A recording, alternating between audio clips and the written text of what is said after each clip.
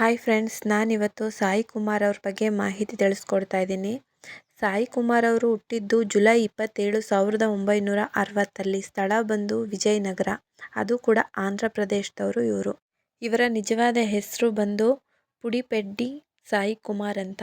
ಇವರು ಭಾರತೀಯ ಕನ್ನಡ ಚಿತ್ರರಂಗದಲ್ಲಿ ನಟನಾಗಿ, ಹಾಗೆ ಡಬ್ಬಿಂಗ್ ಕಲಾವಿದ, ಹಾಗೆ ದೂರದರ್ಶನದಲ್ಲಿ ನಿರೂಪಕರಾಗಿ ಕೂಡ ಕೆಲಸ ಮಾಡಿದ್ದಾರೆ.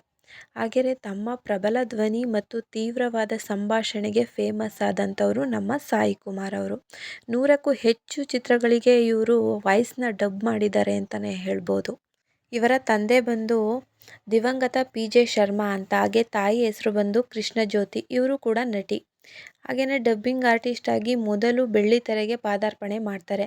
ಇವರು ರಜನಿಕಾಂತ್, ಚಿರಂಜೀವಿ, ಹಾಗೆ ಮೋಹನ್ ಲಾಲ್ ಸೇರಿದಂತೆ ಉನ್ನತ ತಾರೆಗಳಿಗೆ ವಾಯ್ಸ್ನ ಡಬ್ ಮಾಡಿದ್ದಾರೆ ನಮ್ಮ ಸಾಯಿ ಕುಮಾರ್ ಅವರು. ತೆಲುಗು, ಕನ್ನಡದಲ್ಲಿ ಪ್ರಮುಖ ಪಾತ್ರಗಳಲ್ಲಿ ನಟಿಸುವ ಮೂಲಕ ನಟನೆಗೆ ಕಾಲಿಟ್ಟರು ನಮ್ಮ ಸಾಯಿ ಕುಮಾರ್. ಹಾಗೆಯೇ ಕನ್ನಡದ ಪೊಲೀಸ್ ಸ್ಟೋರಿ 1996ರಲ್ಲಿ ರಿಲೀಸ್ ಆಯ್ತಂತ. ಈ ಒಂದು ಮೂವಿ ಆ್ಯಕ್ಷನ್ ಸ್ಟಾರ್ ಅನ್ನೋ ಸ್ಥಾನನೇ ತಂದುಕೊಡ್ತು ನಮ್ಮ ಸಾಯಿ ಕುಮಾರ್ ಅವ್ರಿಗೆ.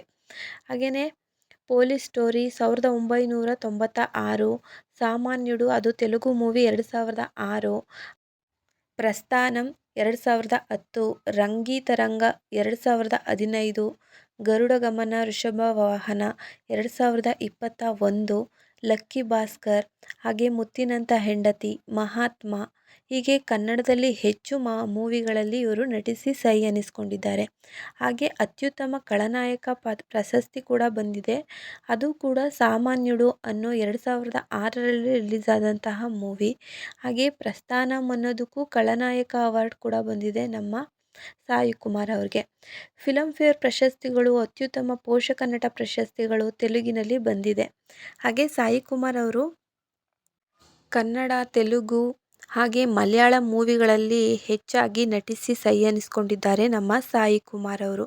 ಹಾಗೆ ಇವರ ತಮ್ಮ, ನೀವು ನೋಡೇ ಇರ್ತೀರ, ರವಿಶಂಕರ್ ಅವರು ಇವರ ತಮ್ಮ ಆಗಿದ್ದಾರೆ. ಹಾಗೆಯೇ ಕನ್ನಡದಲ್ಲಿ ಮಾಡಿರುವಂತಹ ಮೂವಿಗಳಲ್ಲಿ ನಿಮಗೆ ಯಾವ ಮೂವಿ ತುಂಬ ಇಷ್ಟ ಅನ್ನೋದನ್ನು ಕಮೆಂಟ್ ಬಾಕ್ಸಲ್ಲಿ ತಿಳಿಸಿ. ಹಾಗೆಯೇ ಇವರು ಸುರೇಖಾ ಅವ್ರನ್ನ ಮದುವೆ ಆಗಿದ್ದಾರೆ. ಇವರೇನೆ ನೋಡಿ, ಇವರ ವೈಫು. ಇವರಿಗೆ 2 ಮಕ್ಕಳು ಕೂಡ ಇದ್ದಾರೆ. ಆದಿ ಅಂತ, ಇವರು ಕೂಡ ತೆಲುಗಲ್ಲಿ ನಟನಾಗಿ ಕಾರ್ಯನಿರ್ವಹಿಸ್ತಾ ಇದ್ದಾರೆ ಅಂತಲೇ ಹೇಳ್ಬೋದು. ಇವರು ಜ್ಯೋತಿರ್ಮಯಿ ಅಂತ ಇವರ ನೇಮ್ ಆಗಿದೆ. ಹಾಗೆ ಸಾಯಿ ಕುಮಾರ್ ಅವರು ಈಗ ಸದ್ಯಕ್ಕೆ ಯಾವುದೇ ಮೂವಿಗಳಲ್ಲಿ ನಟನೆ ಮಾಡ್ತಿಲ್ಲ. ಇನ್ನು ಹೆಚ್ಚು ಮೂವಿಗಳಲ್ಲಿ ನಟಿಸ್ಬೇಕನ್ನೋದೇ ನನ್ನ ಆಸೆ. ನಿಮ್ಮ ಆಸೆನೂ ಇದೇ ಆಗಿದ್ದರೆ ಲೈಕ್ ಕೊಡಿ, ಹಾಗೆ ಸಬ್ಸ್ಕ್ರೈಬ್ ಮಾಡ್ಕೊಳ್ಳೋದನ್ನು ಮರಿಬೇಡಿ. Thank you for the watching.